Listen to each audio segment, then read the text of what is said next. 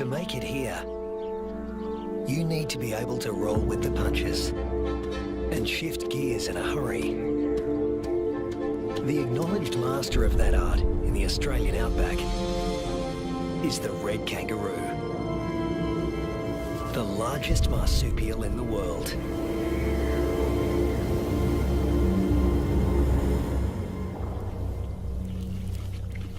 This female is pregnant. Red kangaroo females are almost always pregnant. They've evolved to adapt their reproductive systems to the unpredictable whims of the environment.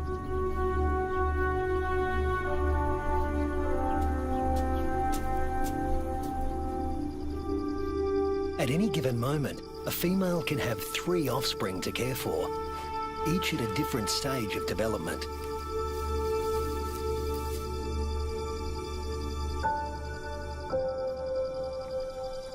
This is number 1, the peanut. After 33 days developing in the womb, the newborn emerges as a blind, hairless, pink creature, roughly the size of a peanut. We call him Rusty.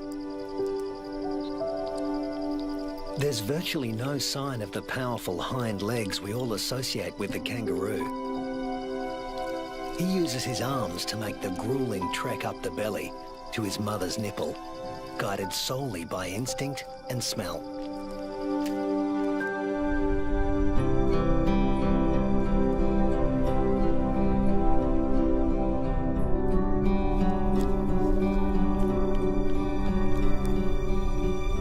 Almost immediately, the female goes into heat again, releasing hormones that stimulate ovulation. Once fertilized, the mother's endocrine system puts the development of this new embryo on hold. That's number 2. Its progress won't be kick-started again until the peanut reduces his suckling. Number 3 is the joey, who's spending some time suckling from outside the pouch and some out on his own in the big wide world.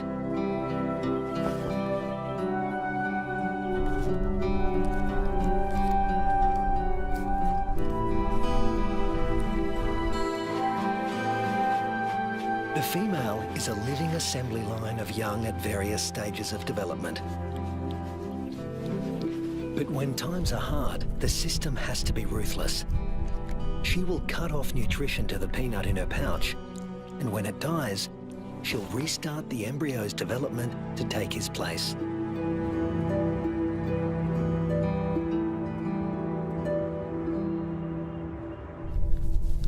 Rusty's developing nicely.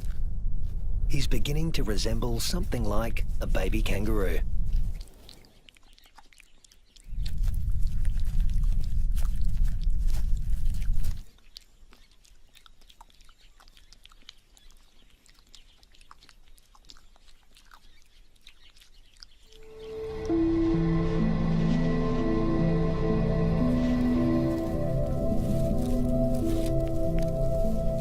Now 3 months old, he can hear all the sounds of the world he'll soon be inhabiting. It's all so unfamiliar. It's not surprising he'd prefer to stay in the pouch for just a while longer.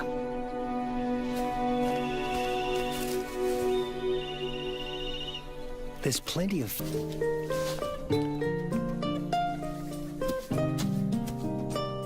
But Rusty's not the only one in the neighborhood with a serious set of legs. An emu, the biggest native bird in Australia, announces his arrival.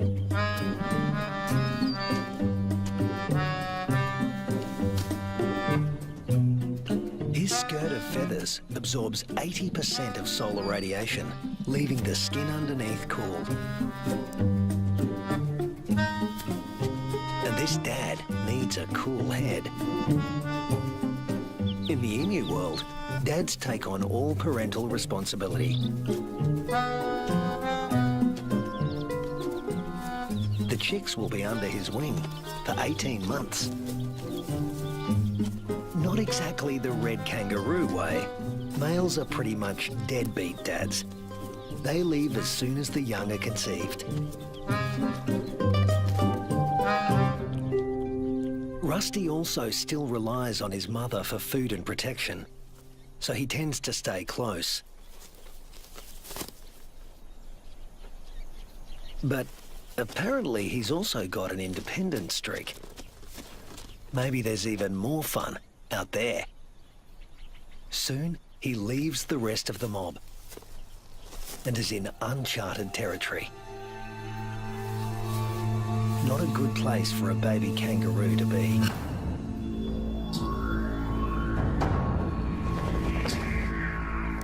A wedge-tailed eagle. The largest bird of prey in Australia. And it likes to take young kangaroos. Mum realises she doesn't know where Rusty is. But the eagle does.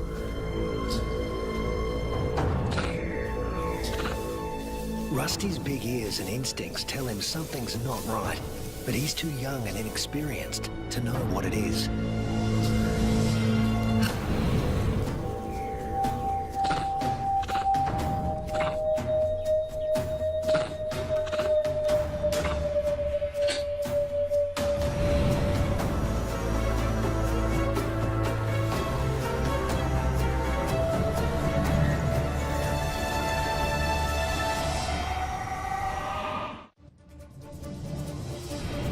No sooner has Rusty left his mother's side than he's in trouble. With the bone-crushing power of her talons, the eagle could seize Rusty and drag him to his death. But suddenly, there's a flurry of panicked activity nearby. A rabbit is running for its life.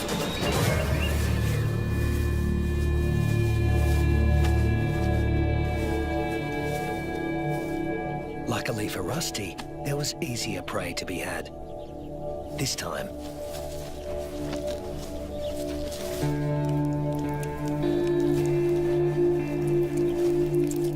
red kangaroos and wedge-tailed eagles share the same territory.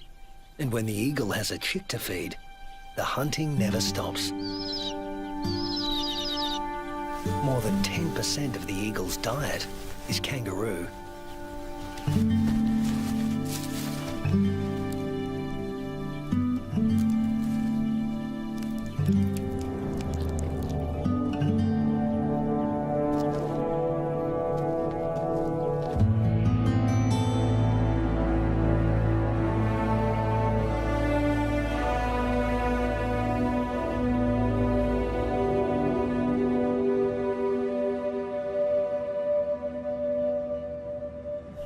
Rusty is now 8 months old and a full-fledged joey, a juvenile that spends all his time outside the pouch.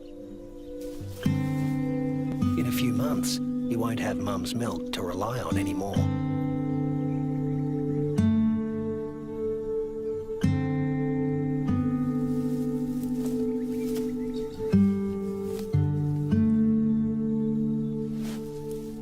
His mother will start tapering off his milk supply because there's another bun in the oven and it needs the nutrition. Mum's body now produces 2 totally different types of milk. A more dilute one for his tiny sister and a richer one for him. Each dispensed from its own nipple.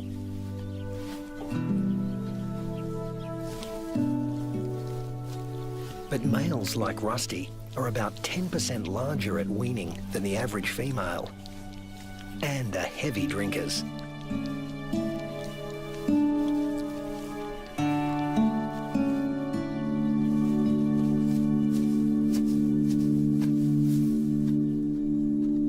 This is the kangaroo version of tough love. Rusty's mother cuts him off completely. Her milk is needed elsewhere. Rusty is off to explore his wider world.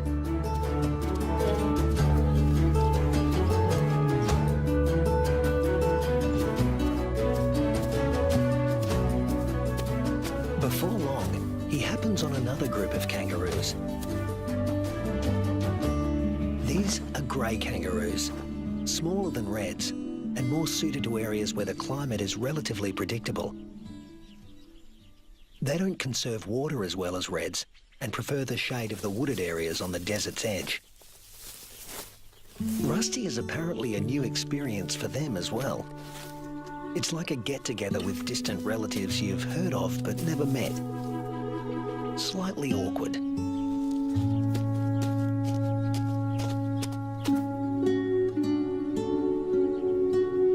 And here comes another branch of the family, wallaroos. Marsupials somewhere between red kangaroos and wallabies in size, who frequent the rocky outcrops looking for shade and water. If you live in a desert, water is a treasure, and its presence is never guaranteed. With no true seasons in this part of Australia, the only certainty is unpredictability. A waterhole is a gift from the heavens for many creatures. Emus, reds and wallaroos all gather to drink. But the relentless sun is turning the mud around the waterhole into clay, laying traps for the unwary. Rusty is not driven by the same intense thirst as his grey cousins. Reds have a kind of super kidney, which concentrates their urine, so they hold on to more water. While the greys have to drink more regularly. Their thirst sometimes drives them to unwise decisions.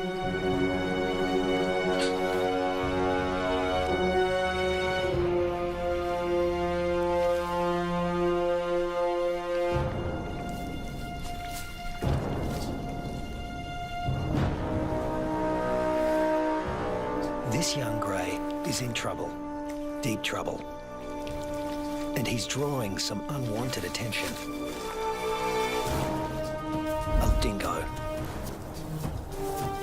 Dingoes will gladly take a young kangaroo under any circumstances. A joey stuck in the mud and unable to flee, that's just too good to resist. The other kangaroos can't help him. His fate is sealed. Even at the tender age of 18 months, Rusty has the good sense to get out of Dodge in a hurry. Now he's on the road again, in search of a good meal. He's still an adolescent, and burning through energy at a faster rate than an adult.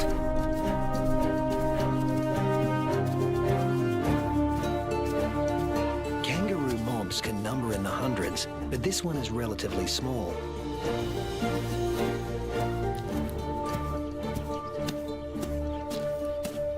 And Rusty's appearance on the scene has caught another male's attention. They're around the same size and the same age, perfect sparring buddies. Game on. But this isn't a life or death battle.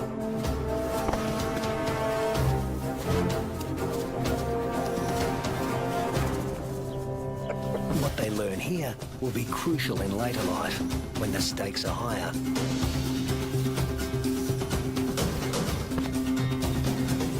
Long arms for wrestling win fights, and females want winners.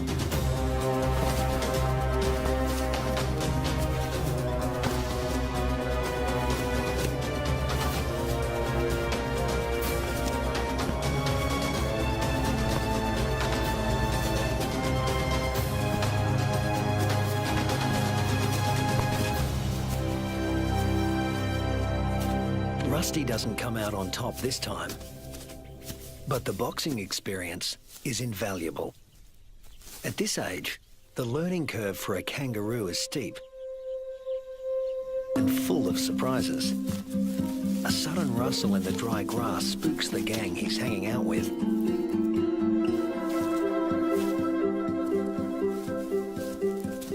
But Rusty's the curious type. a shingle-backed lizard. Heavily armoured and with a thick tail that looks a lot like its head. Thus its other name, the two-headed skink.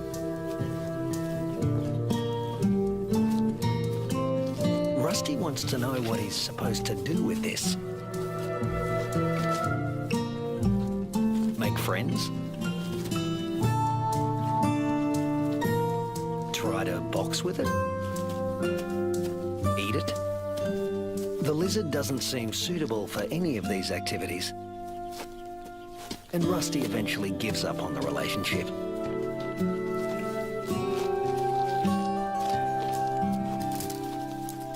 This part of the Central Australian outback has been hot and dry for weeks. The plants have been picked clean. When food sources dry up like this, red kangaroos are superbly adapted to survive. Still, even they can't live without water. But something is happening 100 miles away.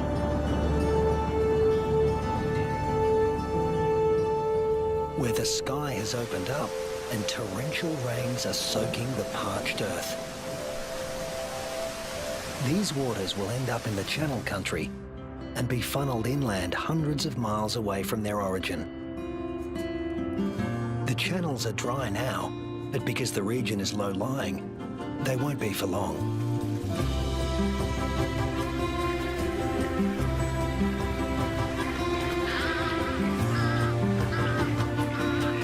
And what was once an arid wasteland begins to revive.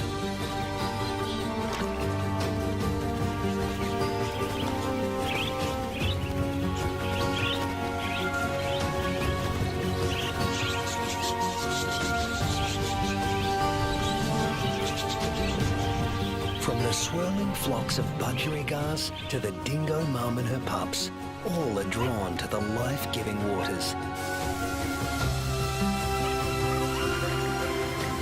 The young eagle flexes its new feathers. And a young kangaroo celebrates in her own playful way.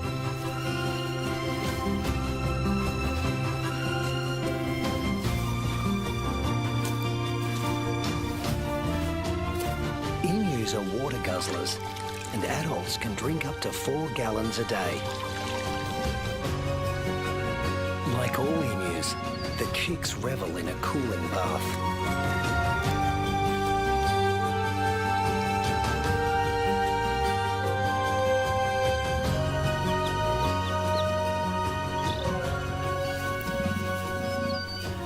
There are some 500,000 emus roaming around the outback, browsing on fruits and seeds. And what's good for the emus is also good for the rest of the ecosystem. As they move through the bush, they scatter the seeds of the flowers and fruit they've eaten along the way, which will sprout and become new plants.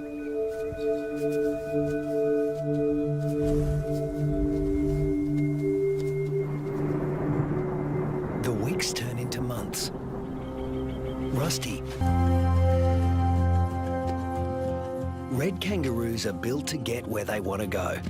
Unfortunately, sometimes, especially when they're inexperienced, they get someplace they really don't want to be.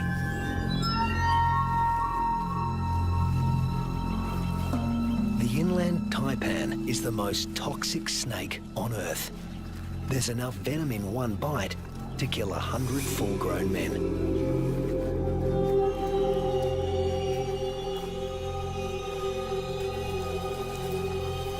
And it specialises in killing mammals. The Australian desert is the kingdom of the reptiles, but kangaroos know too well to leave all snakes alone.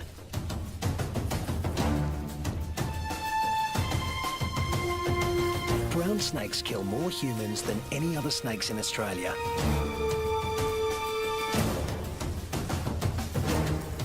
But it's not the biggest reptile in the neighbourhood. This is.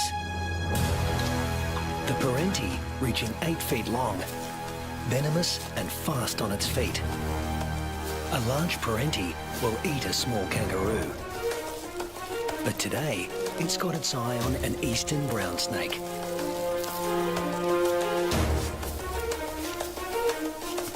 The forked tongue of the parenti follows the brown snake's chemical scent trail and leads him to an abandoned burrow.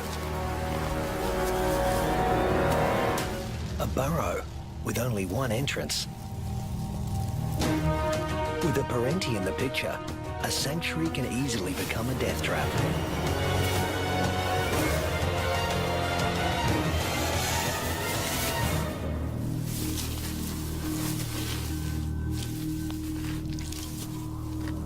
The body of one fearsome reptile disappears into the body of another.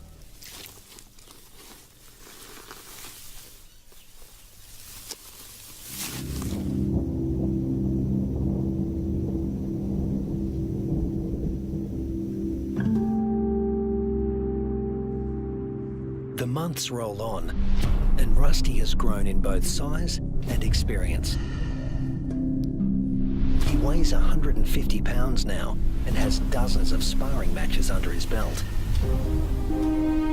Today, he finds himself with a mob he's met before.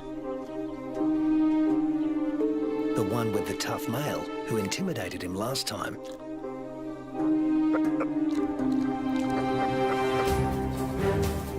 But that was 5 years ago, and Rusty's not running away this time.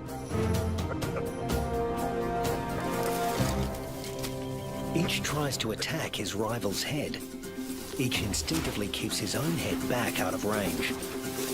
Although highly ritualized, fights between dominant males can mean a future as king or a loner, depending on the outcome. Testicles can be retracted. Don't want those damaged. Rusty, with the darker fur, is putting up a good fight, but the alpha male is more experienced. The females don't care who wins, just so long as he's got good genes. But Rusty is younger than his opponent and in top fighting form.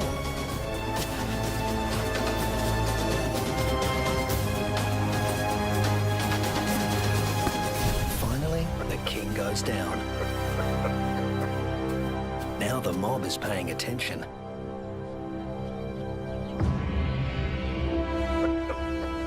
Rusty's the top male now, and to the victor go the spoils.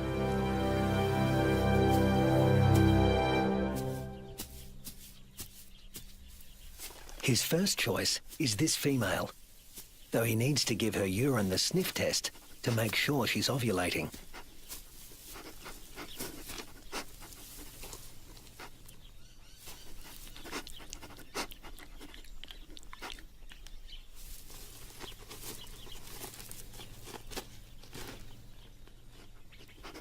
She's ready.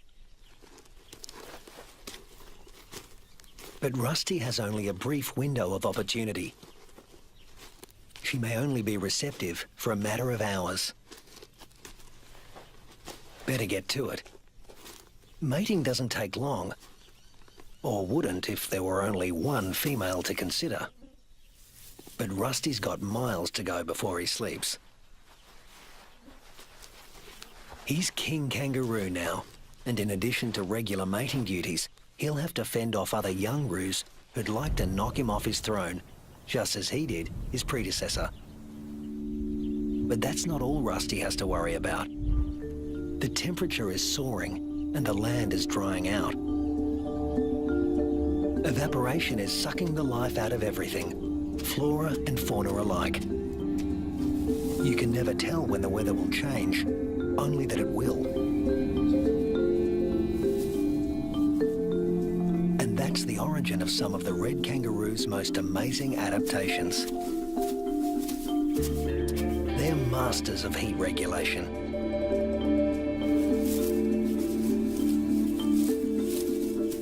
The fur on their backs reflects about 30% of incoming heat and keeps their skin cool, the blue parts of this thermal footage. Spreading saliva over their forearms cools the blood, which has been brought close to the skin surface via a dense cobweb of capillaries.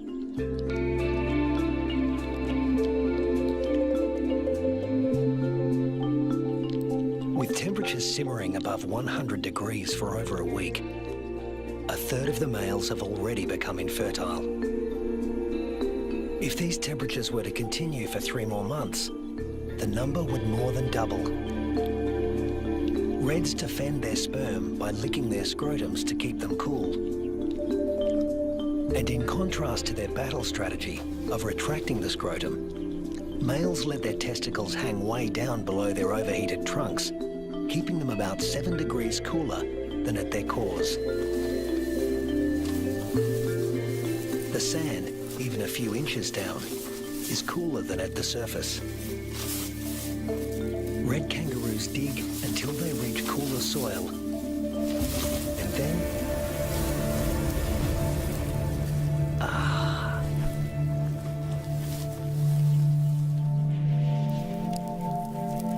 it hasn't rained in months now. The dry, dead grass offers Rusty no nourishment. But then, unfortunately, these are dry electrical storms. No rain will come from them. But something else will. Something worse than hunger.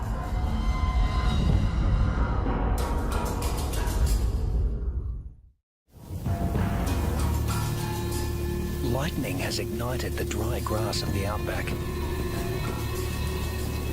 The kangaroos can easily outrun a grass fire. Almost 10% of arid Australia can burn like this in a single year. In a matter of hours, the fire consumes what little forage there is. Rusty has to move on. But there's really nowhere to go. Not this time. Parts of desert Australia are in the grip of a once-in-a-century drought, while heat waves smash temperature records.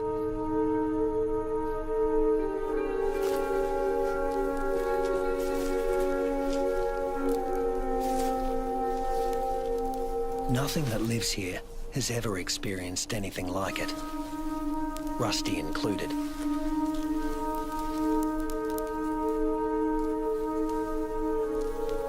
Some are suffering from severe malnutrition and dehydration.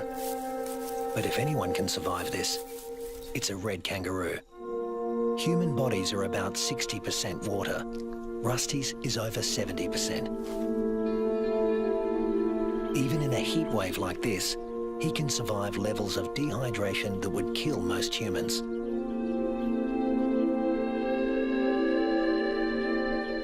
Reds only sweat when they're on the move. At rest, they pant, which uses less water than sweating. Raising their breathing rate to over 200 breaths a minute reduces their deep body temperature and cools their brains. And of course, they cover their limbs in cooling saliva. But there's a price to pay. Licking uses up precious water. If the drought continues much longer, this form of cooling will be too costly. The kangaroos stay under whatever shade they can find. When times get this tough, females switch off their milk supply. Maternal instinct is strong, self-preservation is stronger. Unweaned offspring outside the pouch are the first to die, and the young in the pouches are next. As it dies, the female reactivates her waiting embryo, but if the drought persists, it too will die, and she will stop reproducing altogether. Even Rusty, one of the strongest, is in trouble. In these conditions, the males are the first to succumb, especially the largest, who, like Rusty, need more food.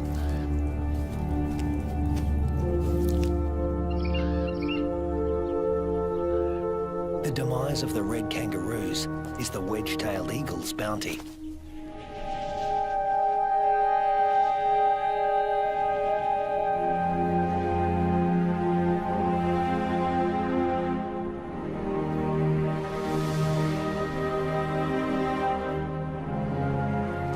it's not just the kangaroos that are suffering. The drought is taking its toll everywhere. Predators turn on each other to protect a tiny piece of rancid meat.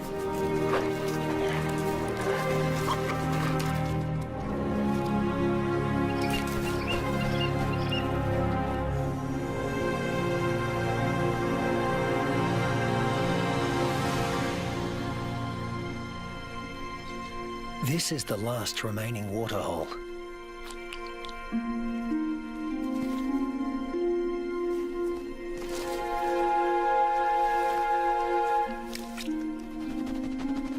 It's stagnant and salty. Ordinarily, the animals would never drink this water.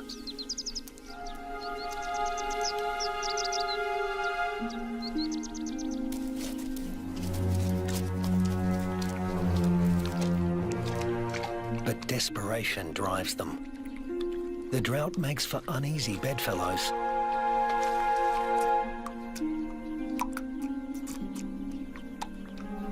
This is a sign of things to come.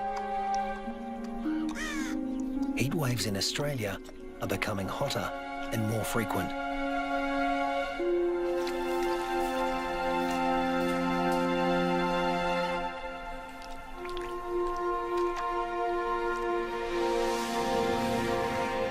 The intense dry heat continues and the casualties mount. Among them are many of Rusty's offspring. In some parts of these desolate lands, drought can kill 8 out of every 10 kangaroos.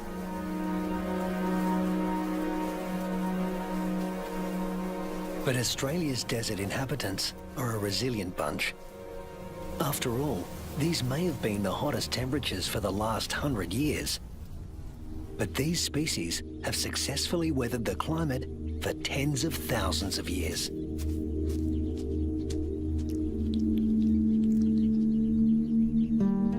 Rusty is still here, conserving his energy and biding his time. A change is going to come. It always has. After 12 months of merciless drought, the landscape is dotted with the remains of those that couldn't hang on any longer. But in the Australian outback, all bad things come to an end. Eventually. Thunderclouds are gathering in the distance. Rusty seems to sense a change in the weather. Somewhere there is rain, and where there is water, there will also soon be food. He just has to get there.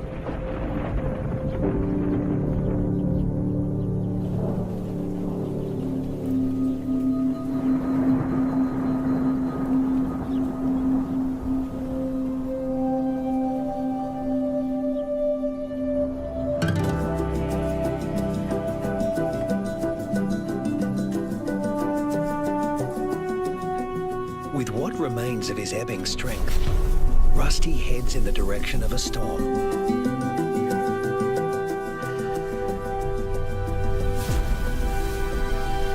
As do the other red kangaroos that have made it this far.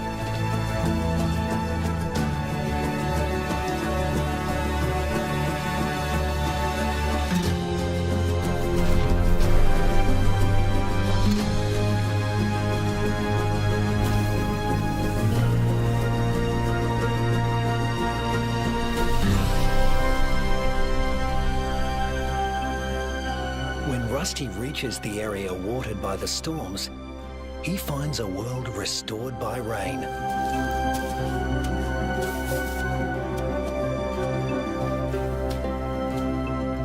Plenty to eat, plenty to drink.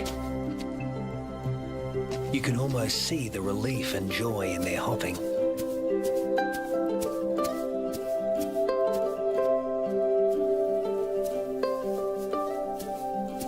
They will stay here and take in the nourishment. In only a few weeks, males and females will have their health restored, and soon they'll be ready to reproduce once again.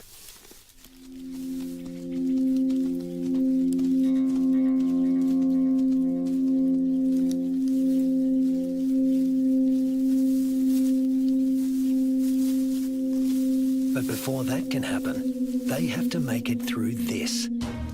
A pack of hungry dingoes.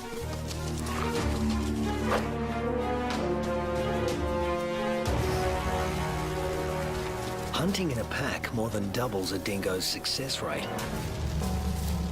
Normally, they'd go for the weakest kangaroos in the group. But a pack of this size can take down something bigger. Something like Rusty.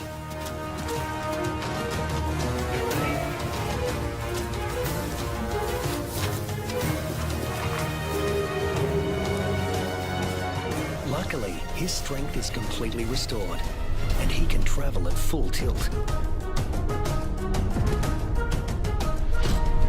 Rusty doesn't accelerate by bounding faster, but by bounding further. He lengthens his leaps, at times covering 25 feet in a single bound. Once he gets past 10 miles an hour, Rusty rockets along with little extra effort, while the dingo's forelegs need to move ever faster. Now hitting 25 miles an hour, Rusty's only using about half of the energy the dogs are putting in. They have no chance of catching him.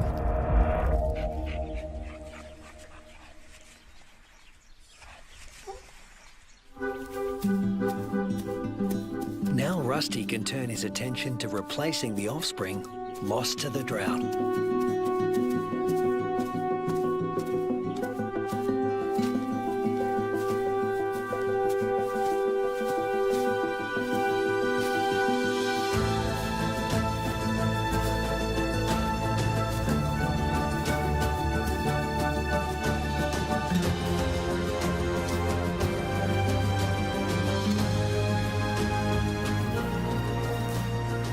At 200 pounds, powerful, and in the prime of life, there's no question that he's the dominant male of this gang.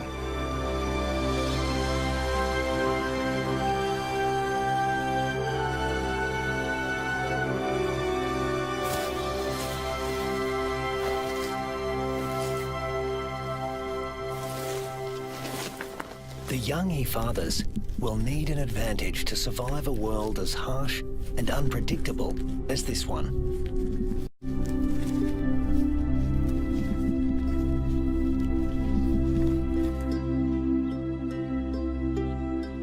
What greater advantage could there be than to begin life as the progeny of the undisputed king of the red kangaroo mob?